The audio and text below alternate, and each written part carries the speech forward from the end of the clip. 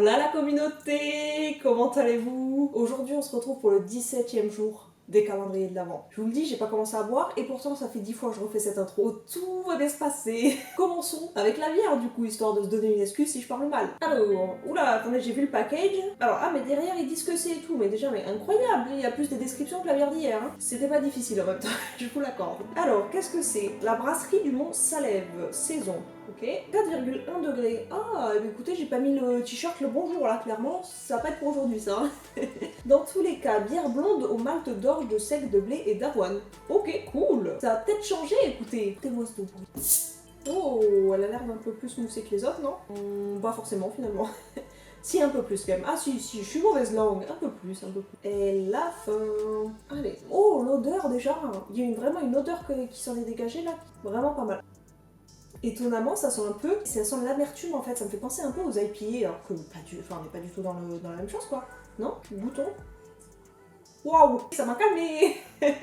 Faut qu'on fasse un point sur cette bière. Elle est extrêmement amère. Je ne comprends pas. Il n'y a pas écrit IPA nulle part. Bon après c'est pas que les IPA qui sont amères, mais là je vous jure qu'elle est vraiment très amère. Et je m'attends pas du tout à boire ça quand je bois une bière à 4 degrés. Alors étant donné que les degrés d'alcool n'ont aucun rapport avec clairement l'amertume, mais ça perturbe mon cerveau. Je m'attends pas à ça. En fait quand je sais pas, j'avoue quand je regarde que les degrés d'alcool, je m'attends à une bière assez légère, pas ultra moutue, qui est plutôt fruitée, florale, mais qui a pas forcément une vraie amertume de présente. Du coup c'est assez surprenant. Est-ce que c'est mal? Je ne pense pas, c'est plutôt surprenant au contraire. Je veux juste voir du coup si... Dans une description en plus. Faudrait qu'on cherche quoi du coup? Bière de saison. Saison fermière, ce serait ça? Ah, ou saison houblonnée. Attendez, c'est clairement saison houblonnée, non? Alors, saison fermière, bière au caractère fermier, acidulée et rafraîchissante. Ce n'est pas ça du tout. Saison houblonnée, bière acidulée et rafraîchissante à l'amertume bien marquée. Je pense que c'est ça en fait. C'est pas écrit la saison houblonnée, mais clairement c'est ça pour moi, hein. Sans hésitation. Parfaite avec du fromage de chèvre. Bah écoutez, j'espère qu'on va avoir du fromage de chèvre après, ça me permettra de le constater. En tout cas, elle est très étonnante. Alors goûter dans le doute, mais c'est juste dans le doute les gars. Non franchement ouais, vraiment très bonne. Goûtons maintenant le fromage les potes, le fromage.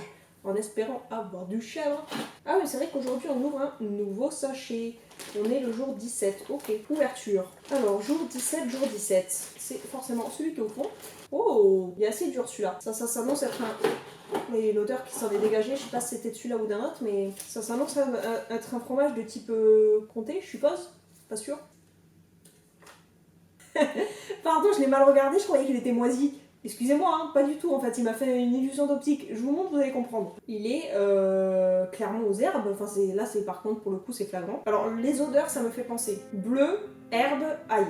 C'est les trois odeurs qui me viennent d'abord. Est-ce que c'est ça? On va le découvrir. Mais c'est un peu la puissance du bleu, ouais franchement j'ai... Bon, écoutez, je veux goûter sans plus attendre, goûtons. Il est dur par contre, hein. Oh là là, il est dur. Bon, déjà je vous le dis de suite, pour moi on n'a pas un chèvre. Hein. Enfin, là, pour la bière je pense que c'est raté. Ah, j'ai un doute sur quelque chose là. Attendez, je regoute. En fait, il ressemble pas à un bleu, j'ai l'impression. Mais vraiment, j'ai cette sensation et à l'odeur et au goût que c'est un bleu. Les herbes, je ne saurais pas du tout dire ce que c'est. Et est-ce que j'aurais su qu'il y avait des herbes si je les avais pas vues visuellement? Je ne suis pas sûre non plus. En fait, il y a un arrière-goût d'herbe, mais franchement, faut maîtriser le truc. Dans tous les cas, pour moi, il y a de l'ail là-dedans, c'est pas possible. Hein. Persil ail peut-être, mais... On va goûter quand même avec la bière dans le doute, au cas où ça passerait.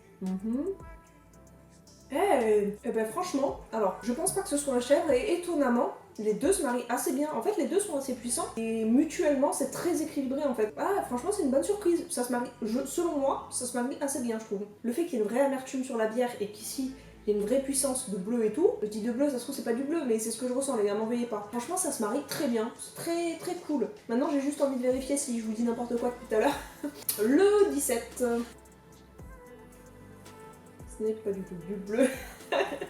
Oh putain, les alus de la meuf. Non mais attendez, mais... Ah, mais aucun rapport les gars, aucun rapport. Brique de Cazel à l'ail des ours. Bon, il y a de l'ail, j'ai dit. Bon, c'est pas le même l'ail classique, mais bon, on va dire que j'ai un peu raison, non?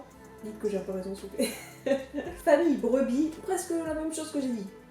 Lait pasteurisé, pas de précédent cuite, région Occitanie. Bah ok, il y a pas mal de fromages en Occitanie. Hein. Matière grasse 32%, nez goût, saveur douce, lactée et beurrée, très aromatique, fondant à l'intérieur et croustillant à l'extérieur. Alors fondant à l'intérieur, non, c'était assez dur en fait. L'ail des ours ajoute une pointe d'aioli, bouche herbacée. Accord boisson, pinot gris et recette typique idéale à trancher pour raclette, burger, plateau apéritif ou salade. Excellent également pour un gratin. Ouais, tout ce que je disais quoi, putain mais ouais, c'est fou ça et j'ai complètement raison depuis tout à l'heure. Incroyable. Je sais, il faut que je m'améliore, mais les gars, de toute façon, il faut toujours s'améliorer. Non, j'avoue que là, écoutez, je suis pas bonne. Hein. En tout cas, il était très bon. Faut pas tout avoir dans la vie, hein, les gars, je crois. Passons au chocolat, les potes. Parce qu'on en a jamais terminé. Et c'est ça qui est bon, c'est ça qu'on veut. 17, ok. Bah, j'ai l'impression qu'il y en a 4, les gars. Je vous jure, j'ai l'impression que...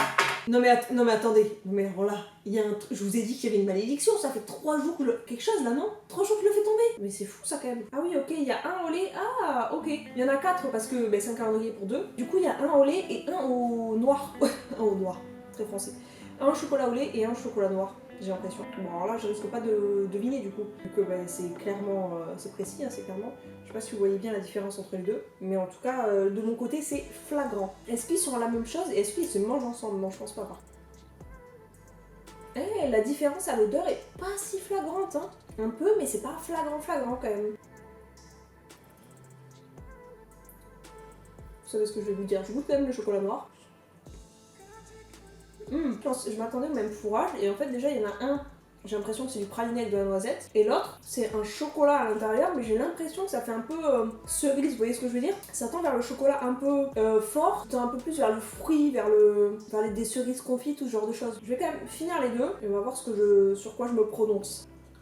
Tout à l'heure, en goûtant, j'ai eu l'impression que le chocolat au lait, il y avait des morceaux de croquants dedans, et que l'autre pas. Et en réalité, dans les deux, il n'y en a pas, je pense. La différence, c'est que je pense qu'il y a une ganache au chocolat noir d'un côté, une ganache au chocolat au lait de l'autre. J'ai cru sentir un peu le praliné dans le chocolat au lait, mais je suis pas sûre, franchement. Et par contre, dans le chocolat noir, j'ai senti un peu la ganache, un peu vraiment un truc un peu puissant. Voilà, je reste là-dessus, franchement. Dites-moi que j'ai raison au moins sur un, s'il vous plaît, au moins sur un. Oula, attendez, il décompose là, ce bordel. Je le remets en forme et on en reparle. Hop, voilà. Ganache avec un chocolat noir de Madagascar. Ok. Et ganache avec un chocolat au lait du Venezuela. Je la refais, du Venezuela. Il y en a un c'est 72%, il y en a un c'est 45% en termes de cacao. Alors franchement ça sentait ça, c'est ce à quoi on s'attendait en mangeant le chocolat je pense, comme description. C'est pas mal, c'est une découverte, c'est pas mal. C'est pas une giga surprise mais...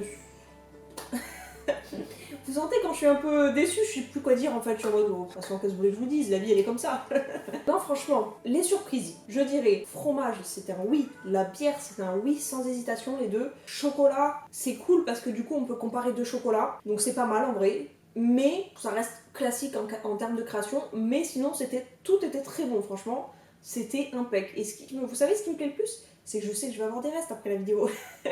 Et ça c'est ma meilleure vie. Quand je remange un peu de fromage, je suis là. Ah ouais, je me souviens.